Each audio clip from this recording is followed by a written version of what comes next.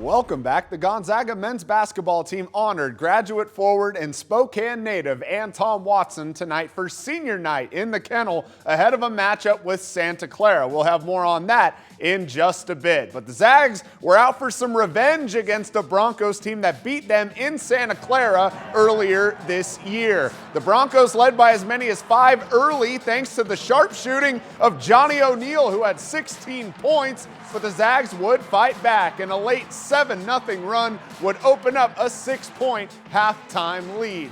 The second half was all Zags tonight. Graham Ike led the way with 26 points. Nolan Hickman swished 5 threes and had 20 points. Ryan Nemhard had 17 points. Watson had 13, and perhaps the biggest story of the night, Dusty Stromer had 10 points off the bench as the Zags knock off Santa Clara 94-81. With more on senior night, here's KREM 2 Sports Director Travis Green at the Kennel. When you cover college athletics across the country, you hear things such as he's a Zag through and through. But for Anton Watson, that statement couldn't be more true. The one-time Gonzaga Prep Bullpup became a Gonzaga-Bulldog. He spent 5 years here and slowly became the face of the team. And tonight was his last game in front of his hometown fans.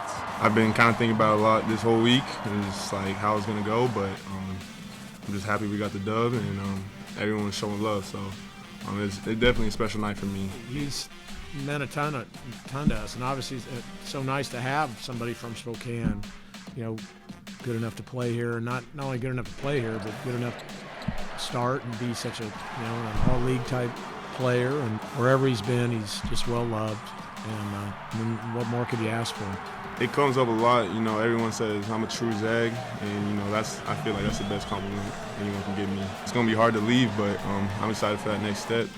But we still got a lot of season to finish, so I'm excited for that.